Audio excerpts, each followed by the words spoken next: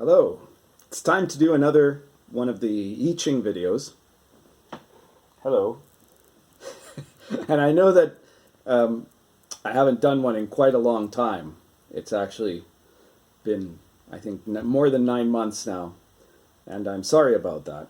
I realized that if I kept going at this pace, then I would probably have to live well into my 90s to actually get to the end of the I Ching playlist. So, I promise that in this next year, I'm going to change around some of the schedule of releases because I think it's very important to get through this whole series. So I'm going to hopefully be making more I Ching videos, maybe less of certain other ones. Maybe I'll cut down the number of Gita videos I do and slow that down a bit. But I'll try to have more I Ching videos and more videos on the runes, which are very close to finishing now. Do you agree? Something's going on there. All right, so today we're going to do hexagram number 16. Hexagram number 16. And this hexagram is called certainty. And it looks like this. So what you have is one of these hexagrams where all but one of the lines are the same type of line. So you have all of them are broken lines, except the fourth, which is a solid yang line. So that's the line at the beginning of the higher of the two trigrams of the hexagram. So this trigram with the line at the bottom and then two broken lines above it is the symbol of elemental fire.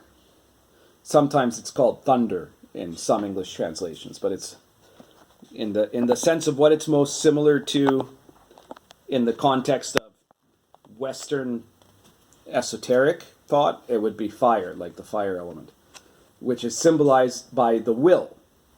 And this below here is the world, which is a passive force. And so this is rising out of passivity and moving up into a manifestation of your will, right? It's being in accord with nature in such a way that you can achieve great heights. You're going up, you're moving forward. It's a very dynamic symbol. It's not yet at the point of actual ending. You haven't reached an achievement, but you are making great progress in this way if you're this line in the middle. Now, of course, you could be one of the other lines, right? So the symbol is fire in the world, and the name of the hexagram is certainty. And in this hexagram, the description is, certainty benefits those who build empires, apportion vassal states, and send out armies. So it's about, what I was just saying, moving forward, doing great deeds. The great work, the Confucian commentary for the superior individual says, and this is a very interesting one because it's very rare to get one of these that doesn't specifically say the superior individual does so and so. Instead it says, ancient rulers made solemn music to venerate the virtue of heaven, and sacrificed to the celestial Lord and to the honor of ancestors. So here it's talking about ancient rulers, that is to say the great kings of old time, would make music to venerate heaven because you're trying to reach up to the heavens. And they sacrificed to the celestial Lord and to the honor of ancestors. So it's talking about doing things in a way that you are invoking this higher heavenly force if what you want to do is rise up beyond the boundaries of the earthly force. The Confucian commentary says that anything willed can be done. Action in accordance to the will brings certainty. Certainty moves in accordance with nature. Thus all things move without error. This is a time of great significance. This is a time of great significance, and timely application of the hexagram is vital. So when you get this hexagram, when you get number 16, part of what it's saying is that you have to be willing to act, and to act quickly. It's a hexagram of action. To do one thing or to do another, depending on what line is the central line of the casting.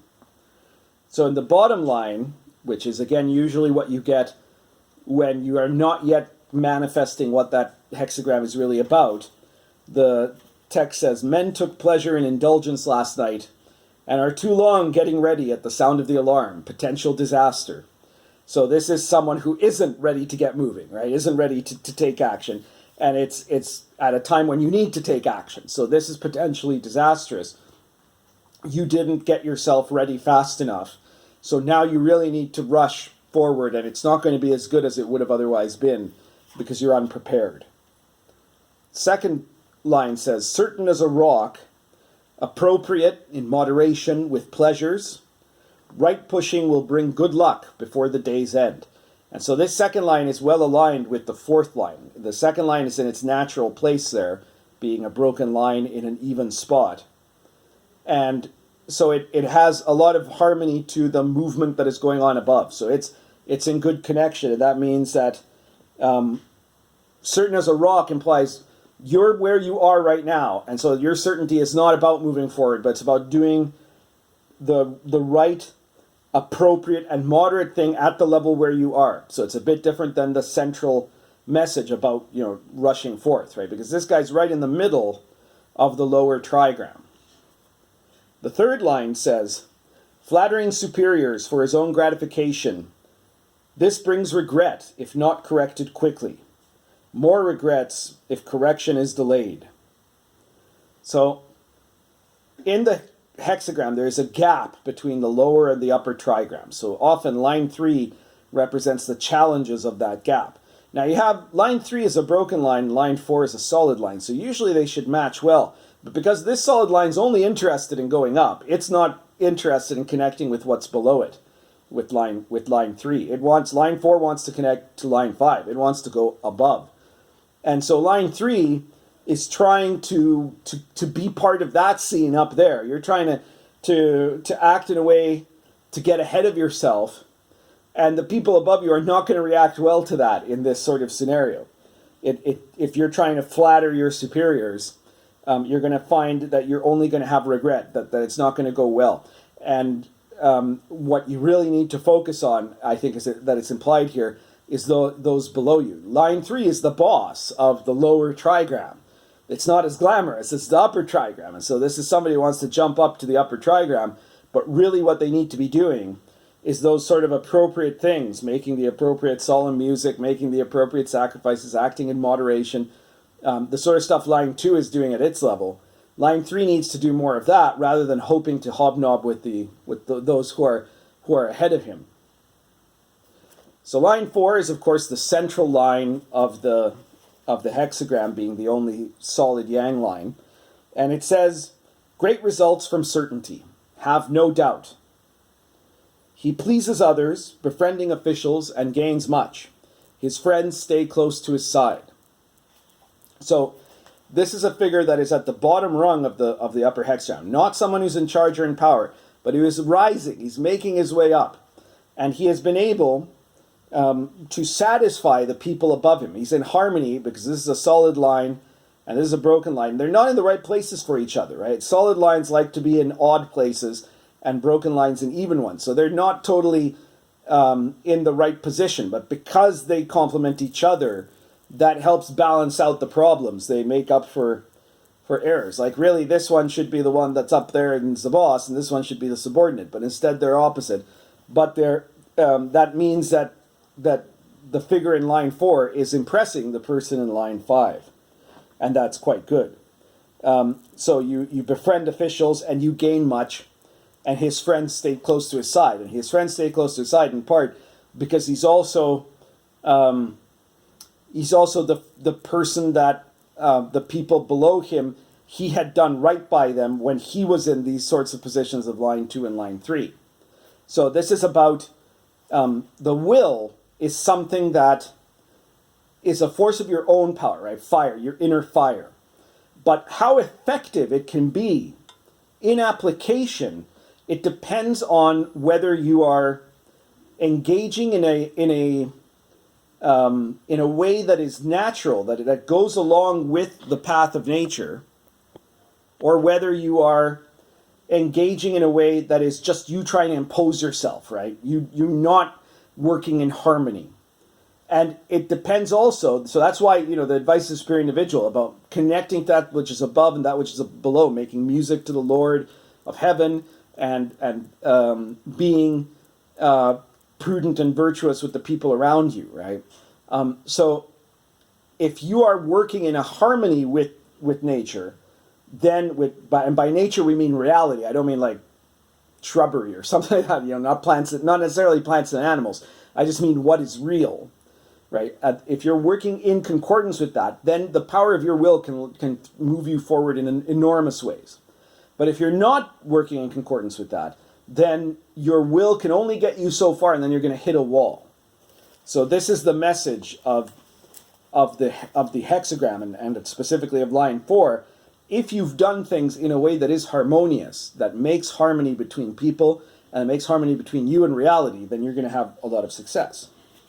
Line 5 says, illness foretold, but careful attention avoids disaster.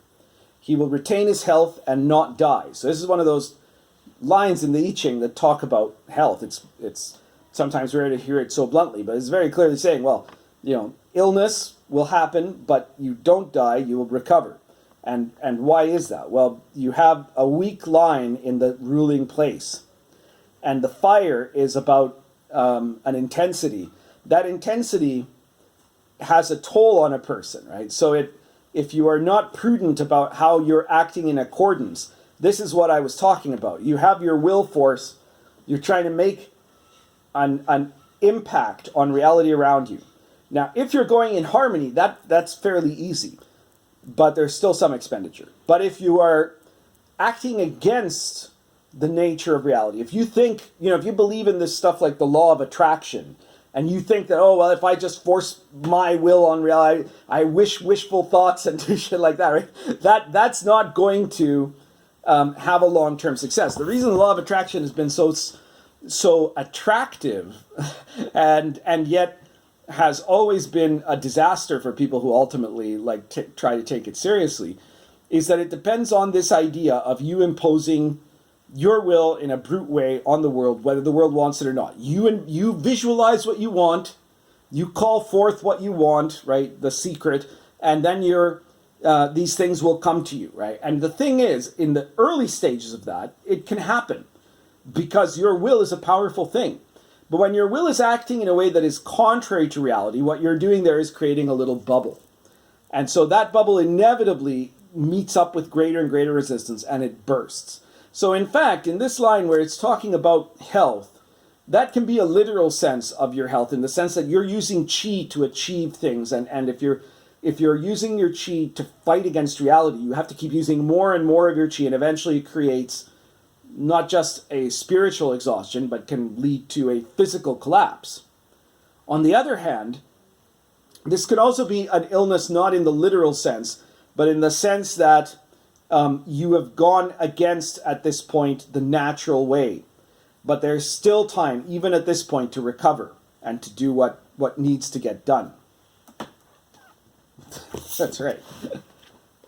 Then the last line talks about when you've gone too far, right? When the sixth line of a hexagram goes usually beyond what is the norm. And so it says, crazy indulgence, confusion, only a timely change of ways can prevent harm.